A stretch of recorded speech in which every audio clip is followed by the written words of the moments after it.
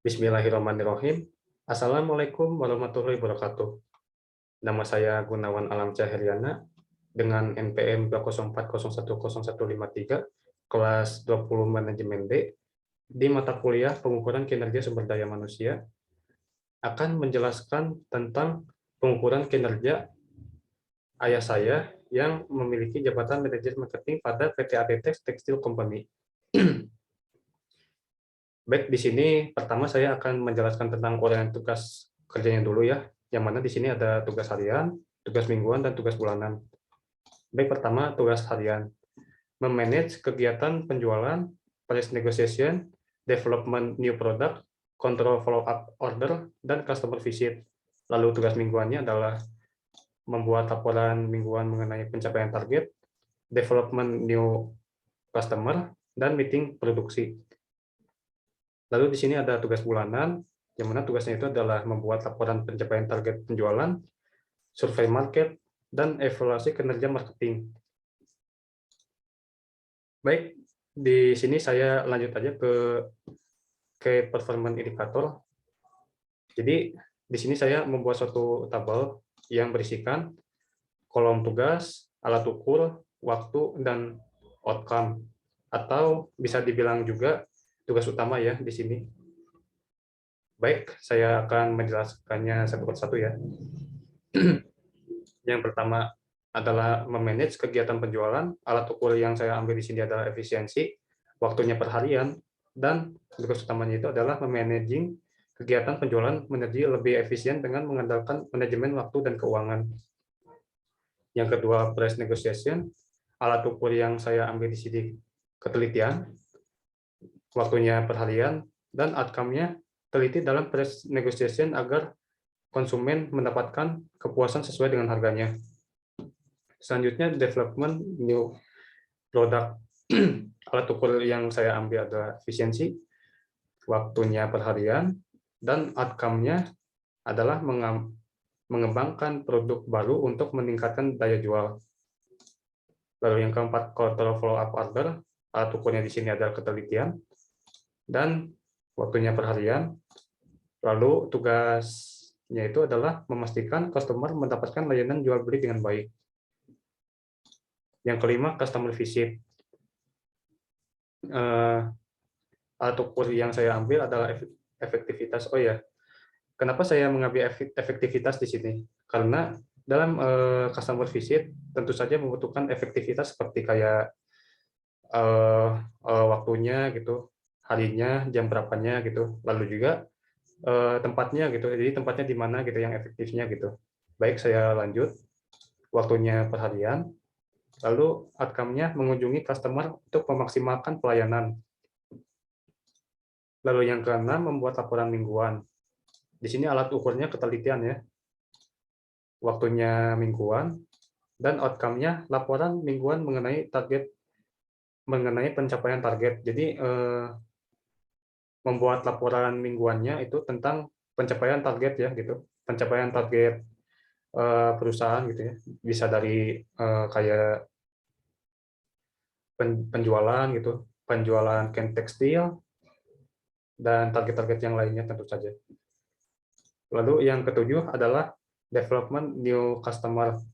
Atau punya teliti, waktunya mingguan, dan tugas utamanya itu harus bisa meningkatkan kualitas daya jual beli. Yang delapan, melakukan meeting produksi. Alat ukur yang diambil kerjasama. Saya mengambil kerjasama karena tentu saja dalam meeting produksi akan dihadiri oleh beberapa orang gitu ya, bukan hanya satu orang saja tentunya ya. Jadi kerjasama dibutuhkan untuk bisa mencapai suatu pemahaman bersama dan berdiskusi untuk mencapai keputusan untuk kepentingan bersama juga tentunya ya. Lalu waktu yang diambil adalah mingguan dan outcome-nya meeting dihadiri oleh orang yang terkait dalam meningkatkan kualitas produk dan penjualan. Lalu kesembilan, membuat laporan bulanan. Di sini alat ukur yang saya ambil adalah teliti, waktunya bulanan atau per bulanan, dan outcome-nya laporan tersebut mengenai pencapaian target penjualan. 10. Survei market. Alat ukurnya adalah penelitian, waktunya bulanan, outcome-nya adalah survei market untuk meningkatkan market share. Lalu yang terakhir adalah evaluasi kinerja marketing. Di sini alat ukurnya adalah teliti ya. Waktunya insidentil. Kalau misalkan lihat yang sebelumnya Mas nih, waktunya per bulanannya, tapi kalau menurut saya sih sepertinya ini insidentil juga sih tugas mengevaluasi kinerja marketing. Kalau saya rasa mah gitu ya. Kurang lebih seperti itu ya gitu. Outcome-nya di sini evaluasi kinerja marketing adalah hal pencapaian target. Jadi evaluasi kinerja itu kan dilakukannya secara insidentil gitu ya, harusnya mah gitu ya, kalau menurut saya mah. Jadi yang dijelaskan pada evaluasi kinerja marketing itu adalah tentang hal pencapaian target itu. Setelah mencapai target apa saja gitu, target penjualannya gimana aja gitu, misalkan kinerja perusahaannya gimana aja gitu, apakah sehat gitu dan lain-lain gitu ya. Baik, di sini saya lanjut saja gitu ya ke indikator pengukuran kinerja ya di sini. Jadi saya membuat tabel yang berisikan jabatan, target, kompetensi, dan indikator pengukuran. Seperti yang diketahui, jabatan yang dijabat oleh ayah saya itu adalah manajer marketing ya, seperti yang sebelumnya tadi disebutkan pada perusahaan tersebut.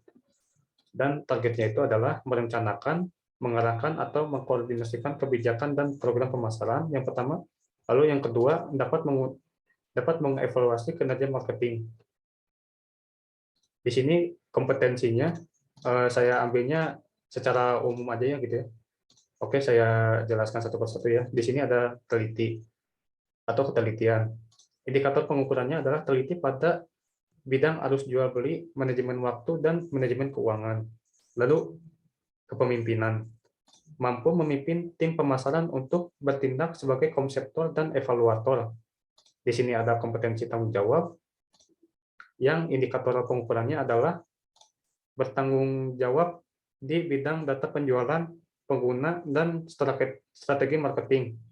Di sini ada fisik ya tentu saja. Dan indikator pengukurannya adalah sehat secara fisik dan psikis. Lalu ada aktif, berperan, dan ikut serta dalam pekerjaan, khususnya di bidang marketing. Lalu di sini ada kompetensi berupa kemampuan berkomunikasi dengan bahasa Indonesia dan bahasa Inggris. Diperlukan agar kemampuan menyampaikan dalam marketing bisa tersalurkan dengan baik. Lalu yang terakhir di sini ada berpikir kritis ya. Yang indikator pengukurannya mampu memanage arus jual beli, berinovasi, dan berperan penting dalam penyelesaian masalah para customer terkait produk dalam perusahaannya. Baik, saya kira segitu yang bisa saya jelaskan ya mengenai tugas kali ini. Jadi misalkan kayak indikator pengukuran kinerjanya gitu ya. Saya membuat tabel di sini sebetulnya Mas mungkin bisa disamakan dengan contoh yang saya pernah lihat gitu ya. Dan membuat tabel ini tuh dengan konsep penjelasan yang umum gitu ya. Secara umum gitu ya yang telah saya pelajari dari suatu artikel, blog, dan lainnya gitu ya. Karena kenapa? Karena menurut saya manajer marketing itu dalam perusahaan apapun sejatinya itu adalah sama gitu ya, kayak targetnya, misalkan tugasnya gitu, sejatinya itu kurang lebih sama gitu ya. Makanya saya memberikan penjelasannya pada tabel ini tuh secara umum saja gitu ya. Ya saya membuatnya secara umum aja agar bisa lebih jelas juga gitu ya, dan bisa diaplikasikan oleh manajer marketing manapun gitu ya. Di sini gitu ya, indikator pengukuran kinerja yang ini gitu ya. Baik, saya kira saya sudahi saja penjelasan saya mengenai tugas kali ini yang menjelaskan tentang tugas menjelaskan tentang key performance indikator dan indikator pengukuran kinerja. Baik, selebihnya atau kalau ada lebihnya atau ada kurangnya, saya mohon maaf. Seperti saya mungkin menjelaskannya seperti kayak kurang lancar mungkin, atau ada kesalahan dari tabel-tabel berikut gitu ya. Sekali lagi saya mohon maaf gitu ya. Wabillahi taufiq wal hidayah. Wassalamualaikum warahmatullahi wabarakatuh.